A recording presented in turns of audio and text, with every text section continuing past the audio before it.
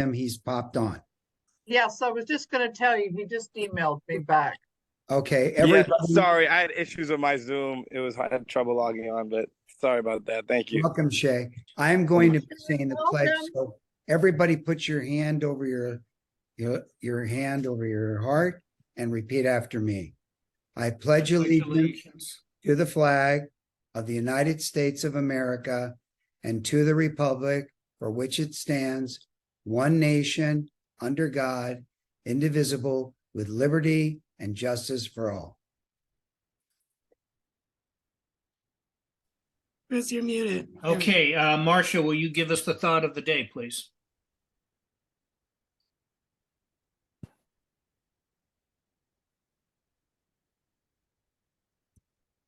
Marcia, you're muted. Okay. Well, I just happened to see this. Can you guys see this little thing here?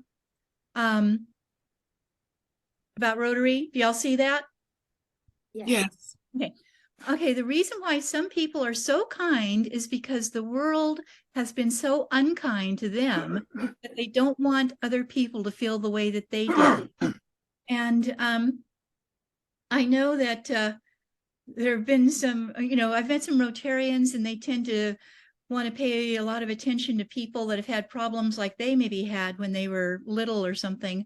I know when I was little, until I was 15, I was just covered in freckles, and I'm still covered in freckles. But when I was 15, my older sister showed me how to use foundation and mascara and stuff. So I got uncovered.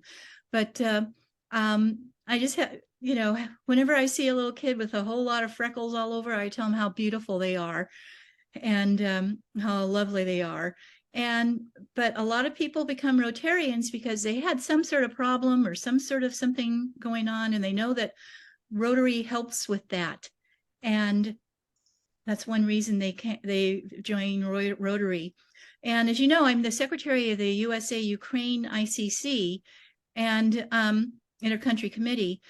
And since the war started, there are more Rotarians than there were before the war started in Ukraine. During the war, more people have joined Rotary because they're seeing all the wonderful, wonderful things that Rotary is doing, and they want to be a part of it. And that's my thought for the day. I like that thought. Thank you. Thank you. I can hear everybody, but I can't see anything on my screen, so I'm not quite sure what I've done wrong. Hey, So, Marcia, do you tell them that freckles are kisses from angels? Kisses from angels? No, I haven't heard that. When Yeah, I was kisses growing up, from I got angels. called all ugly, so many. Well, next time someone says something, say they're kisses from angels. So Thanks, I'll remember that.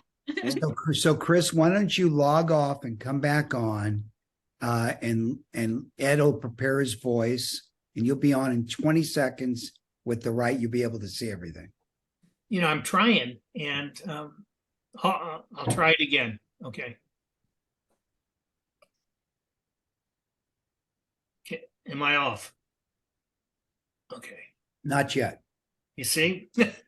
So just go off the meeting, just leave, and then come back on. I don't have that option. My screen does not reflect that.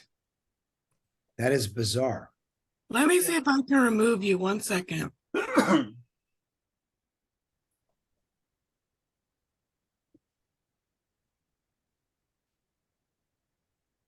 Shea, we're having some difficulties. Hang in with us.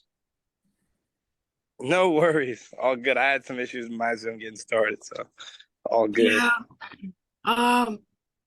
If I were to remove you, you wouldn't be able to come back to the meeting, so I'm not going to do that. So I'm not sure what's going on with your screen.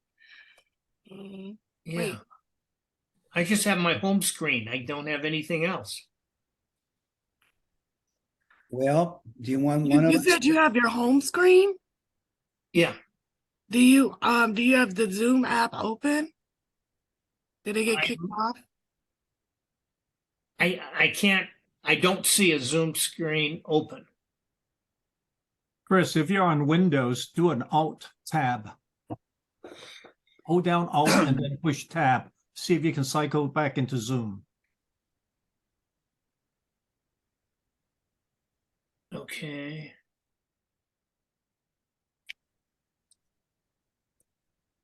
No. Sorry, everybody. Let's just run it. As long as you can hear me, we can still proceed. Well, it would be Ed Galt would be up now. Okay. Ed, are you available to lead us in song? Yeah, I'll sing it now. Since we're getting into the good weather and people will be traveling, I thought the song today would be The Happy Wanderer, and I'm going to give it a shot. It's short, and here I go. I love to go a-wandering along the mountain track, and as I go, I love to sing my knapsack on my back. Valderie, Valdera, Valderie, Valdera, Valderie, Valdera, my knapsack on my back. Thank you. Thank you. Okay. Do we have any guests of Rotarians? I can't see you, so if you are, please speak up. Doesn't appear to be. Okay, thanks. Couple of announcements I would like to bring to everybody's attention. On Saturday, we went to Otto and Sons, and since you've heard me talk about it at length, Ron, could you tell us what your impressions were of Otto and Sons and the gifts that you brought? Yes, well, I brought my wife Gwen and my daughter Cynthia, and almost grandson Cindy is pregnant, and everybody had a good time. There were so many roses there, so beautiful, and I was really pleased with the meal that we had afterwards as well. I was a little disappointed when Benjamin told us that we weren't going to have a picnic in the park there, but the Mexican restaurant was absolutely fantastic. It was a good event. Glad we came, and too bad some of you guys couldn't make it. All right, thanks. I heard there were some thorny issues. Right. Yeah, Yeah. that's cute. What they shared with us is something that's almost too hard to believe. They have to be one of the largest producers of roses in California, and citrus trees. They sell 25,000 citrus trees annually, and I thought that was an astronomical number. But then when he told us how many rose bushes they sell on an annual basis, and that number was 10 times that, 250,000 rose bushes. It was just hard to comprehend that one nursery could sell that many bushes, but it's something that for those of you that missed it, it's really a source to find any type of plant material or fruits, as well as roses. It's enormous, and it's fun. And we also got a chance to see Chris's new Lucid car. Thank you. Okay, moving on. Bob Wesling's funeral memorial was on Monday, and Steve Shear spoke there. Steve, can you give us your thoughts? It was packed. There weren't many empty seats there. Steve, can you share your thoughts? Oh, yes, it was. Thank you for mentioning that. Bob Westling was a great Rotarian. He really loved Rotary. He loved being a president of the Rotary Club. And his first official act as president of the Rotary Club was to make sure that we all knew the difference between DePaul University, which is located in Chicago, Illinois, and it's a fine Catholic university, and DePaul University, which is located in Greencastle, Indiana, and happens to be Bob's alma mater. And it is a very, very fine, small private university there in Greencastle, Indiana. And Bob was plagued throughout his life. He came from the Chicago area, and when he'd tell people where he went to college, they'd say, "Oh, DePaul, they have a great basketball team. They're in the basketball tournament." And so Bob went to DePaul in Greencastle. The idea that that at least I talked about in my remarks was the idea that that there is this idea of what we do for others is what's important, and it's very congruent with the Rotary idea of service above self. And so one life to live will soon be past. Only what we do for others will last. And Bob's life was at least the second half of his life, after he stopped being a money-grubbing lawyer and was involved in so many different charitable organizations, certainly Rotary and the Salvation Army and the YMCA, the Collins and Katz YMCA, and the Transitional Village. He just did a lot of good work, and he was a very, very important part of the Westwood Methodist Church. And as I was giving my remarks, and the church was pretty well filled, and it was a little disarming when I looked down in the first row, and there was Judy and her three daughters, who were lovely people. And I got about 2 or 3 lines into what I wanted to talk about, and they were just weeping uncontrollably. And that's always disarming when you get up to speak and people start crying immediately. Sure. But I think they were touched by the entire service. And for me, I was especially touched by the cadre of Westwood Village Rotarians who were there. There was a strong representation of past presidents as well as other members, and that's something that a lot of us have done over the years. When we have the opportunity, we show up en masse to pay tribute to the men and women who have served as president of our Rotary Club, and it's kind of a last formal support of who they were. And so I was so pleased, and I know the family was so pleased to see so many Westwood Village Rotary people there. We have an awesome group, an awesome community of Rotarians, and so thank you all for being there. Sure. Thanks, Steve. I just have this vivid recollection of Bob was president, I think, in 99 through 2000, while we were still at the Bel Air Hotel.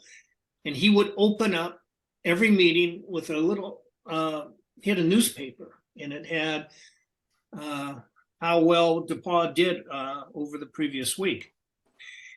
And it was just hilarious, because he would make all of us pay attention to how well DePaul performed in their football game. I know, and they were playing Slippery Rock and whoever else, so it was a lot of fun. It's hilarious. One of my favorite DePaul stories with Bob, he served on the board of trustees there for many years at DePaul.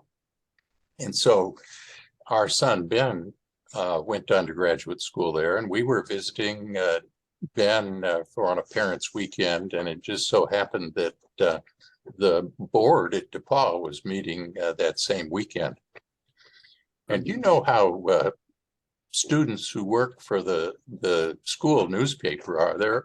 They're always kind of at odds with whoever's on the board of trustees. And so one of the students who was one of the editors for the newspaper, they went through the garbage that contained the bar bill for the board meeting that was held on Friday night, and they published it in the newspaper on Saturday morning. Now, Bob's favorite scotch was Highland Park Scotch. He liked Highland Park. And so they published this bar bill, and there were 6 entries for Highland Park. Now, I don't know if Bob had all 6 of those or whether there were others, but he might have had quite a few glasses of scotch during the meeting. But anyhow, he always enjoyed knowing that the bar bill had been published in the student newspaper. Yeah, that's funny.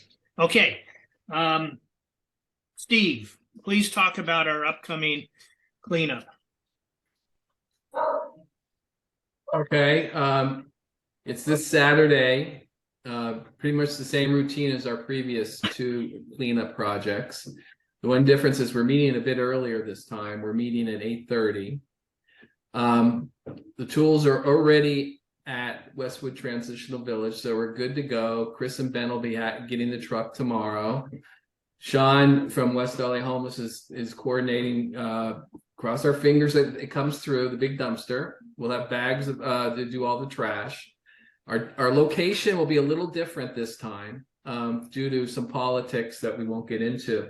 I'll give it to it for 15 seconds. The city has really taken, now seized the Cotner homeless encampment site and has started some cleanup over there. And so we've been asked not to return there. Hopefully it's productive in the sense that the homeless and the unhoused are being treated fairly or respectfully by the city. In past experience, they haven't, but hopefully that'll happen. But anyway, we're going down to the closer to Olympic and the underpass at the 405. We've been assured by the representatives of West LA Homeless that it's safe there for us, and we're going to do our attention will be down there. We're going to carpool down. 3 or 4 cars will drive people, 4 or 5 cars will drive people down. And then they'll come back to Westwood Transitional Village and 1 car will take those people down. So we'll all get down there and then we'll do our cleanup. We envision finishing up around 11:30 and then returning to Westwood Transitional Village. Either walk up through West LA or get carpool back up. We'll figure that out. So again, we're looking forward to seeing everyone who's already committed to attending Saturday's cleanup. But for those who have not yet notified either Ben, Chris, or myself that you'll be there, please do so, and so we can get you on the schedule. So again, it's this Saturday, 8:30, pretty much the same routine. We'll meet at Westwood Transitional Village. Thank you, Diane, for arranging our ability to use the facility. So I think that covers it. Anything I missed, Ben or Chris? Nope. Okay, great. Thanks. Again, I can't see anybody, are there any other announcements? And if there are, please speak up. Okay. Then, very difficult to give a joke when you can't see the audience, but I'm going to try. If you like the joke, please applaud, because normally I don't do jokes unless I'm in person. So this one's called Overlooking the Obvious. Sherlock Holmes and Dr. Watson went on a camping trip.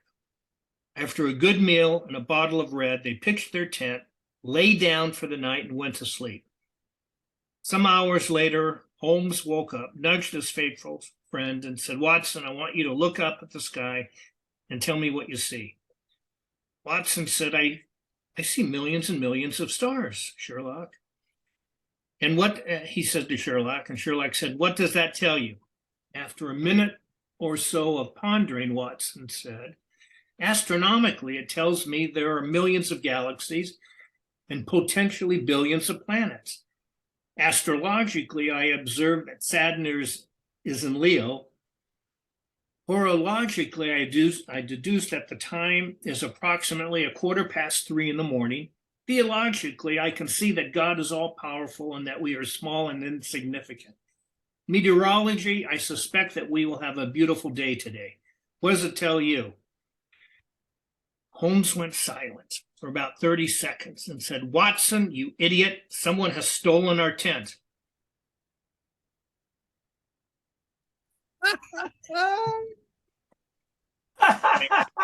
The best joke yet, Chris. Okay, I liked it, but it's hard to. Remember, Chris, a lot of people are muted. I think there was a big round of applause you just didn't hear. Okay, all right, thanks. Okay, it is now time for our speaker, Shea Pitts. Shea, I'm sorry I can't see you and say hello to you personally. I can just do it, well, not visually, but audio.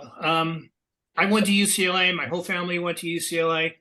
We have season tickets for football and basketball, so I'm sure I've seen you play in the past. And we're very grateful for your talk today. So Nancy, will you please take over and introduce our speaker? Absolutely. And welcome again, Shea.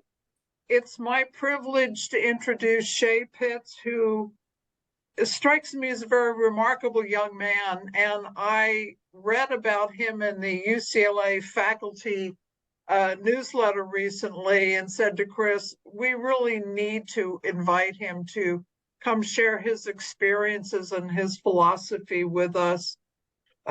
Shea is a recent graduate of UCLA and was a member of the UCLA Bruins football team, playing linebacker, where his father also played defensive back under Terry Donahue back in the early 1980s. Both his father and grandfather also played in the NFL. So Shea is now in law school at UCLA. But what adds a whole extra layer of importance to his impressive resume is that he's been volunteering in local schools, local Los Angeles schools, since he was a freshman at UCLA in 2018. And he speaks to and mentors students about the importance of staying in school and how to balance academics with sports. And Shea, you're obviously a really an inspirational figure and very well-rounded guy. And so I would like to turn the floor over to you to share with us your story and your inspirations and what you see happening for yourself. Yeah, thank you. That was an incredible intro. I appreciate that a lot. Thank you. That was I'm very excited to be here, and I'm very excited for you guys having me and allowing me to come speak today. Thank you.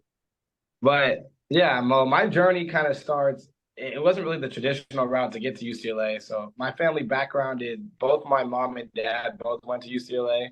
They met at UCLA. So I've been a Bruin through thick and thin. And I've always been a Bruin my whole life. I've always wanted to go to UCLA. And that's just been my goal since I was a kid. I went to UCLA, USC games since before I can even remember. Like, I would always going to watch a UCLA game. And since I was a kid, I always said I wanted to go to UCLA. And then sophomore year of high school was going around. I was playing at Oaks Christian High School in Westlake Village, into the valley for those that aren't around the area, probably 30 minutes north of UCLA. And sophomore year was going on, everything was good. I was getting a lot of college recognition. I was set up to get a lot of Division I scholarships and hopefully play at UCLA. Then my junior year came around and the bad back injury. I had fractured my lower back and I had a disc back, and it was like a really, really bad injury. And at the time, it was very questionable if I could play football again. So I was like, wow, I kind of gotta, like, my dreams of going to UCLA might be done, because I had good grades, but I don't think I had quite good enough grades to get to UCLA. Because at the time, the acceptance rate was, well, that's still the acceptance rate. Like, okay, well, try to go to a different school and see what happens. Junior year came around, didn't play. Senior year, I wasn't still able to play until the around the first game, all first game, a really good therapist, doctor who was able to help me recover and help me rehabilitate my back. And then I was able to get in good enough to play. And so I played my senior year, but the problem was no school wanted to give me a scholarship because they didn't want to risk it. If I had a back injury, they didn't want to have that liability. And so I was going through everywhere, and no school would give me scholarships. I was like, okay, well, I'll end up going to a school just for. And then it couldn't have been any like more blessed to have this happen. Jim Moore, who was the coach at the time at UCLA, had called me 2 days before signing day and said, look, like, we don't have enough scholarships to give you, but you can walk on and we'll give you a chance to earn a scholarship in the school. And at the time I was like, nah, because I knew I was better than that. I earned the scholarship, and then I was also thinking, okay, a chance to get admitted into my school, UCLA. I had something that I couldn't. I need to go here. And so, yeah, so I accepted it. I walked on UCLA. We had a couple coaching changes. Ended up earning a scholarship after my second year. Football wise, it ended up going a lot better than I thought. Like, personally, I was able to have a lot of success, make a lot of plays that I was going to make. Obviously, as a team, you guys hear me? Okay?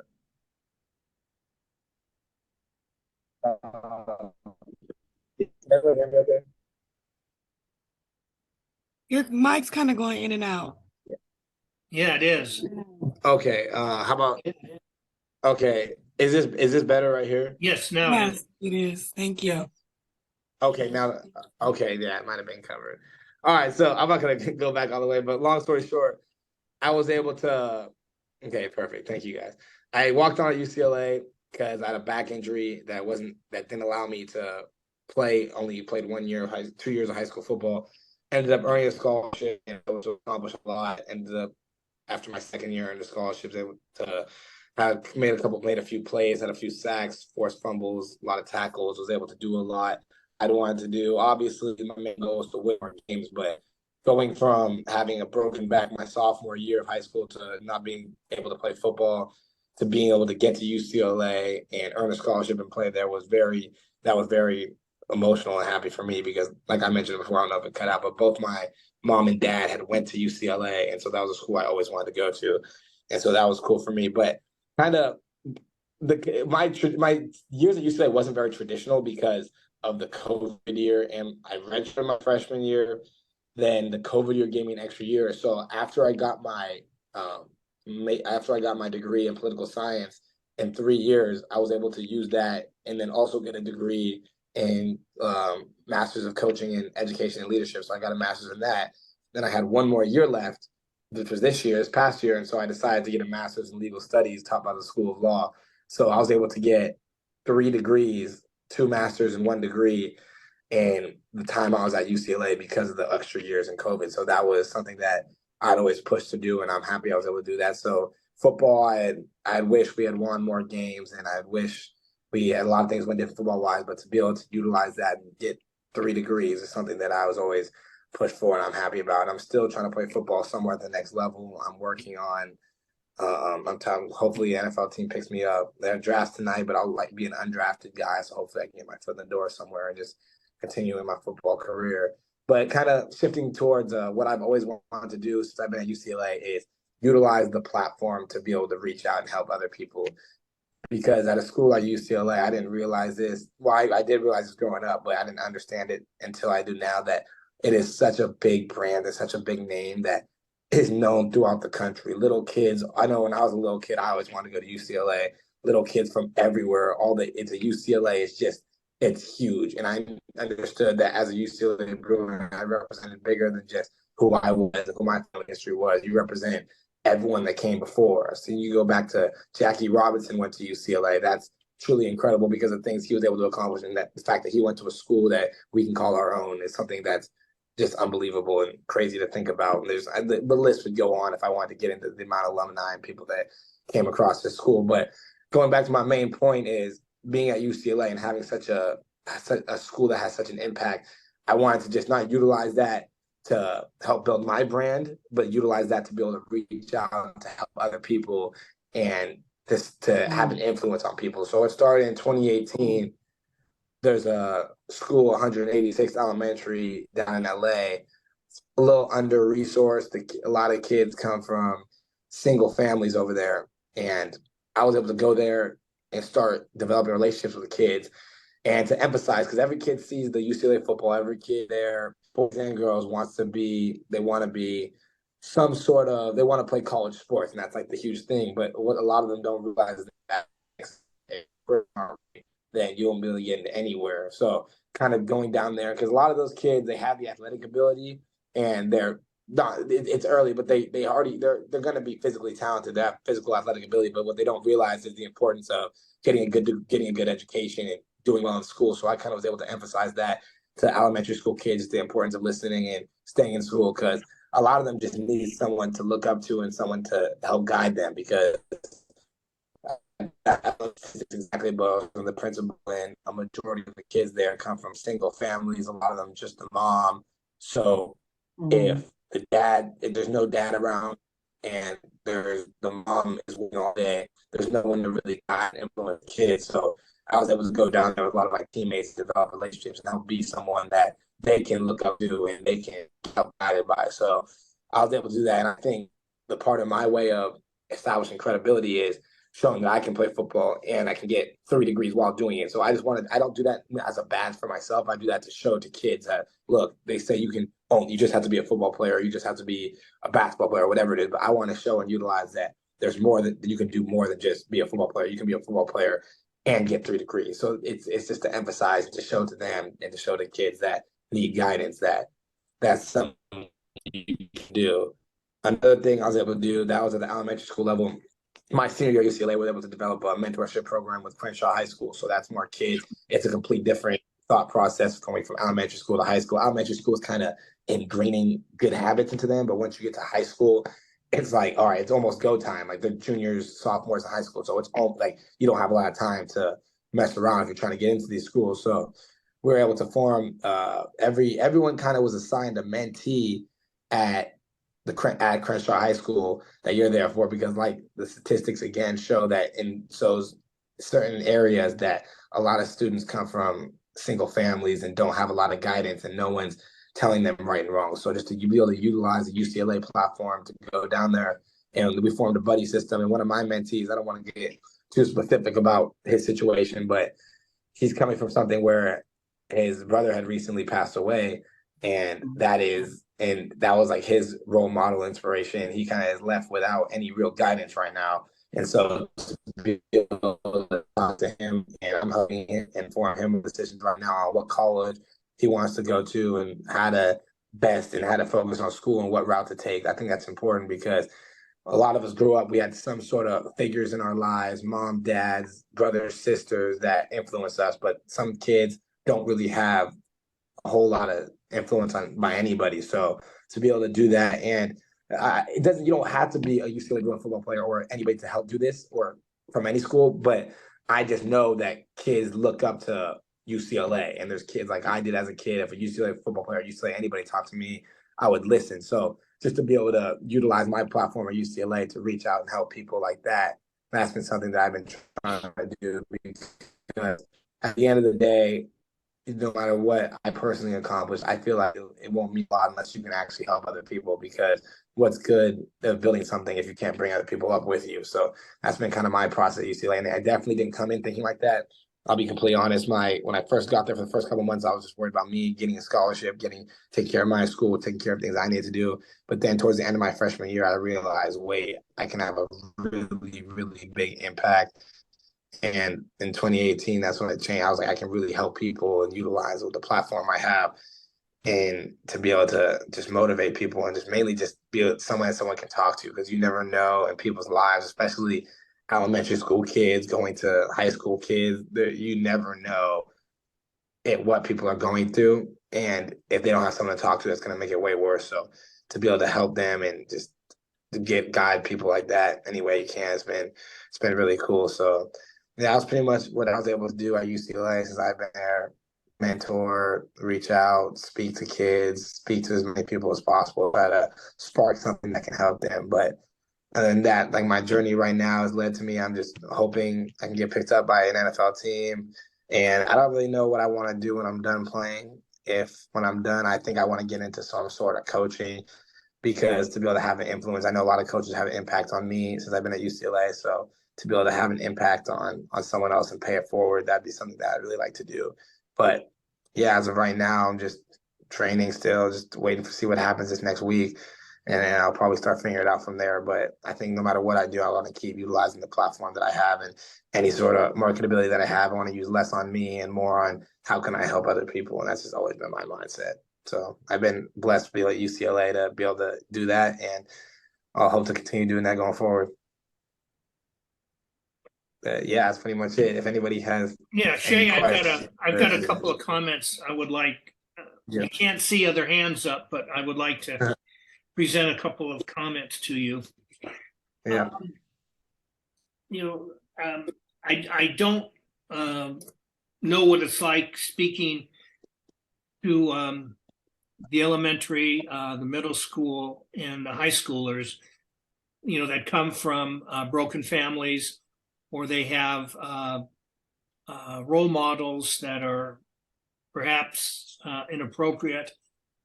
And I know that a lot of them come from very diverse backgrounds, and they're economically poor. So it seems to, when you mentor someone such as that, you've got your work cut out.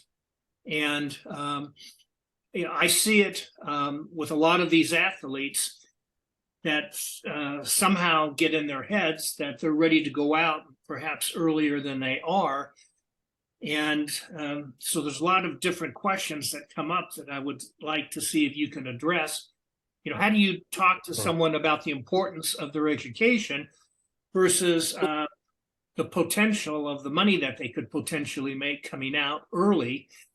And, how do you discuss with someone that their career could be over while they're in their 20s and they don't have a college degree? So I'm sorry if I threw a lot out at you, but I'm very curious the conversations that you would have with people in those subjects. Yeah, I know that's a great question. I think I've done that before, and what I've done is, instead of just saying the possibility of, well, you could hurt your like, knock on wood, but it's football. You could hurt something and never be able to play again. Instead of using the hypothetical to them, I'll give them specific examples, because it's people that I've seen and people that I've known and players that I've played with that have left early. And like, I know players that I played with, they were at UCLA for 4 years, didn't even leave early, but were messing around at school, never got their degree, didn't go to the NFL, and now they're left with no degree, no job, well, no real job that like is sustainable. And yeah, I just know I don't want to use names now, but there's specific guys that I've played with and guys that I've encountered. So instead of using the hypothetical for them, I make it realistic, and I show them and I'll give them specific names of guys that I've seen that happen to, just to emphasize to them, like, look, this is real life. Like, this guy, look what he's doing now. Do you want to end up like this if this doesn't happen? And there's more. There's a lot to it, because a lot of the guys, if they leave after their third year, they can come back and get their degree, and that's fine. And then you got to emphasize the importance of going back and getting that degree. But the people that completely throw away an education for the hopes of trying to go to the professionally, I guess, kind of emphasize and give them examples of people that have tried that and it doesn't work. And there's the few, but the percent people don't understand is the average. I'm speaking just for NFL. The average lifespan of an NFL player is 2.5 years. So you make a lot of money, but 2.5 years, that's not sustainable. So what are you going to do after that? There's very few, and like there is a few, like there's players that were left early and play for 15 years, like Troy Aikman and players like that don't need to ever go back to school, and that's fine. But I don't think people understand that is such a small percentage, and most guys' careers will end after year 1 or 2. So the importance of getting degrees and school in general that's a really important thing. Yeah, I want to just follow up on that question. How many years does someone have to play in the NFL to get a pension? And at what point in their life are they eligible to claim it? That's a great question. My dad would know more about that because he's currently dealing with all that. But I know for sure it's 3 years on an active roster is when you get pension. So for those of you that don't understand what that means, active roster, there's 86 guys or 70s, I don't know the exact number. There's about 76 guys on the team and only 52 suit up each game. So you have to be and the other guys are just there for practice in case someone gets hurt. But 52 active roster are the guys that can actually play and suit up.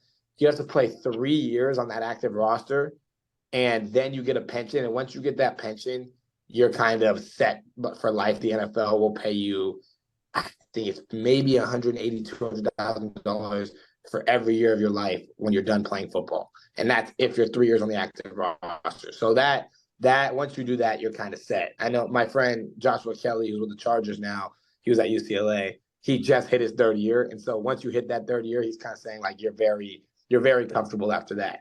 But getting 3 years on the active roster, I don't want to get into percentages, but the percentages of that are extremely difficult. Most people are in and out by their 1st or 2nd year. Yeah, but what year, how old do you have to be to claim that pension?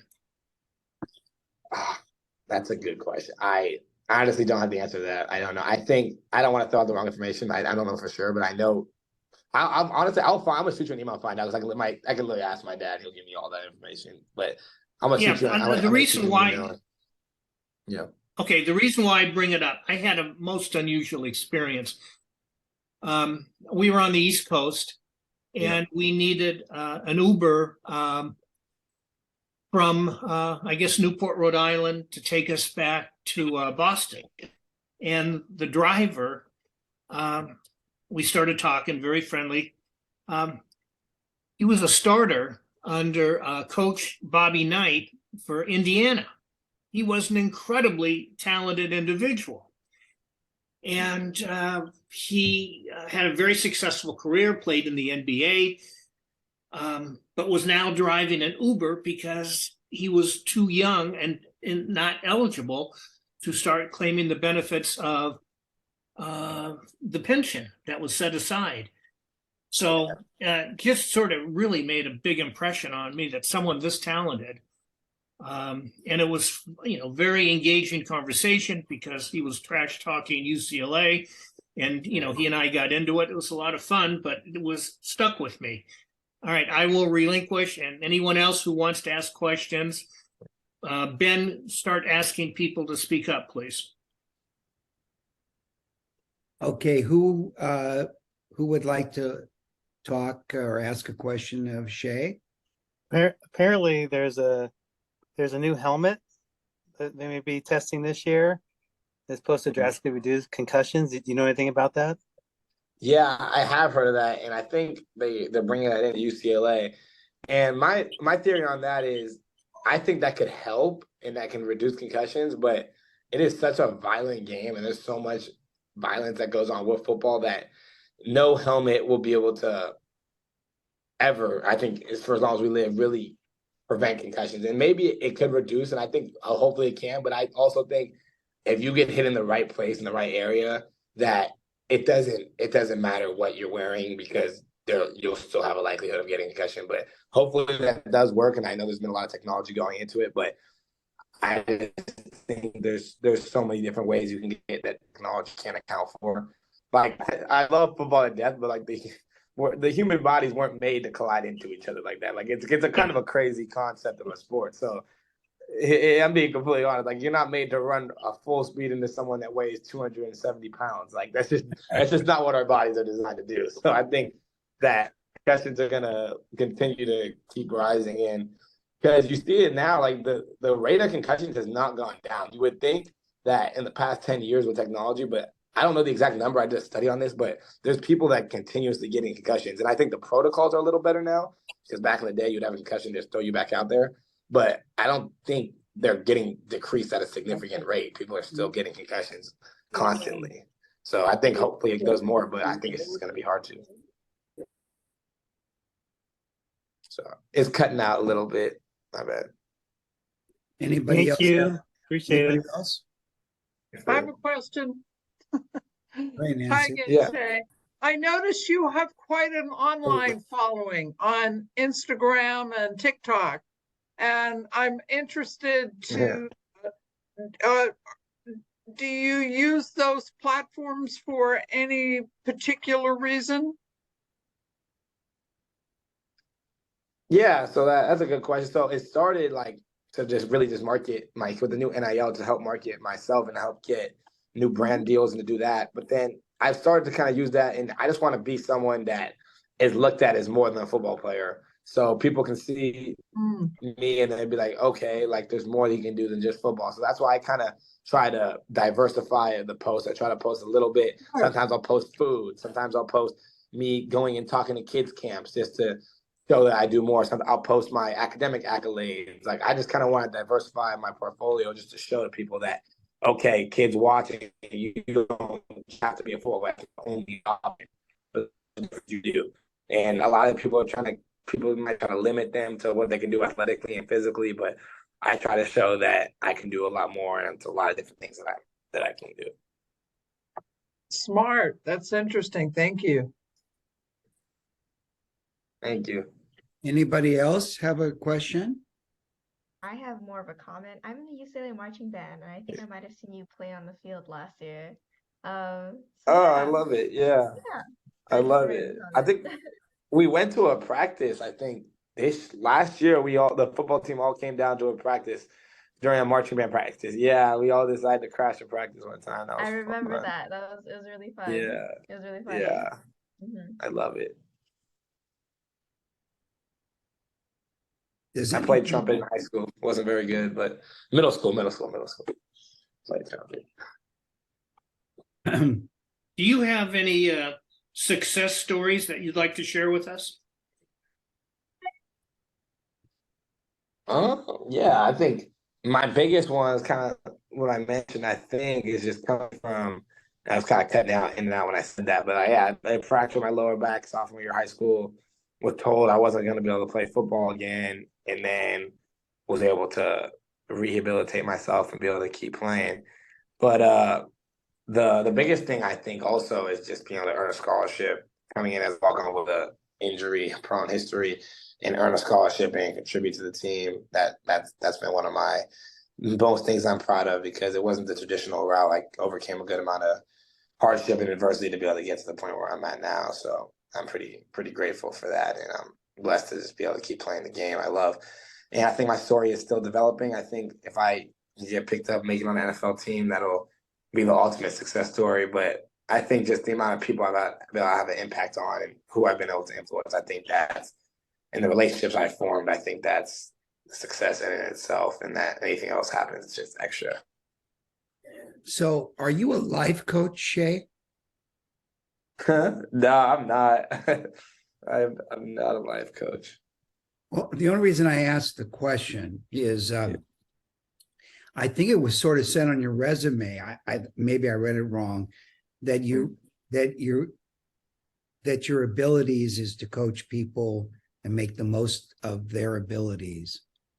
Okay, yeah. So you can say that. I think what I did this, I forgot to mention this, the past couple of years during the off season, I go down to the YMCA and I coach 6th and 8th grade flag footballers down in Westlake. And I think that's been something that I've been able to do, is just there's going to be more talented people than others, but to try to bring out something that's impactful in everybody. So take something one person can do well and to find a knack for how they can utilize and help the team win. So I think just finding out the best people in that. And also on my team, there's been people that I've been friends with that have been pretty upset with themselves and kind of don't like how things are going. So kind of to be able to bring out the best in them and to influence them and try to make them the best player they can possibly be. So just try to bring out the best in everyone and try to do that, whether I'm coaching 6th to 8th grade flag football or with my teammates. That's been something I've been trying to do.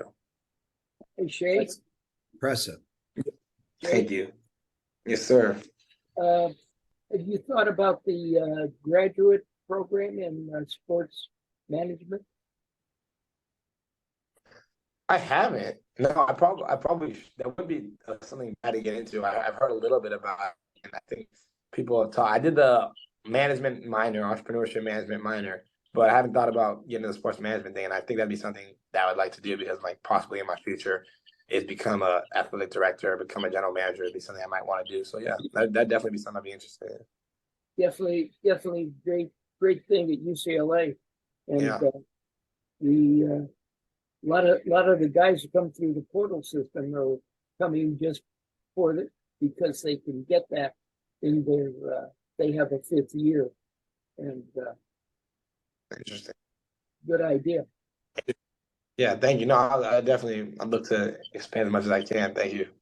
I'll take a look at that. Is there anybody else have any other questions for this impressive young man? Shea, here's the obvious question. When you got someone who's 270 pounds running at you at full speed, do you ever ask yourself, why am I playing football? Yeah, no, I asked myself that question, and we make jokes about it on the team. I think all of us ask ourselves that question at least twice a day. But after a long, it's more so of if it's 105 degrees and you are running around with full pads on for 2 hours. I more ask myself that question than hitting people because I've been I'm an undersized for my position. So if someone's running with me with the ball, I'll just take their legs out. If you take half their body, then that's half of the weight that falls on you. So that's kind of how I looked at it. But yeah, I've asked myself that question at least twice a day, every day I play football. So So what do you do with DTR that wants to leap over you? shoot, I'm glad he's on our team, and I'm glad we're not allowed to tackle the quarterback in practice because he's a special talent. My guy. That's funny. Yeah. All right. Do we have any other questions? Who's the running backs coming up for the next season?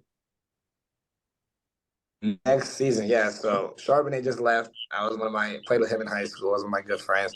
Now TJ Harding he's a freshman. He's a freshman last year. He got some touches in the bowl game. He's gonna be pretty good. He's number 25. We got a transfer from Ball State. Steele is his last name. He's pretty good. Carson Steele, he's a big load back. He's more of a power guy. Keegan Jones is number 22. He made some plays for us last year. He's very fast. He's a scat back guy. Then we have Colson, who was a quarterback who transferred to running back that runs the ball hard. And then a guy named Anthony who transferred from Army. So we got a lot of depth back there, but it's going to be hard to replace Charbonnet because I think he's a one-in-generational talent that not many guys like him. But I think they'll be okay. Absolutely right. How about the other quarterback that transferred in from Notre Dame? Dante. Yeah. So we had Dante Moore is the freshman. Ethan Gars, Clinchly, and Justin Martin are the guys all running for it. And the freshman quarterback, he's a once-in-a-generational talent as well. Dante Moore, he's one heck of a player. He's a great dude, too. He had an interview the other day, and he shook everyone's hand before he started his interview to introduce himself. And every encounter I've had with him, I've liked him a lot. He's a good kid.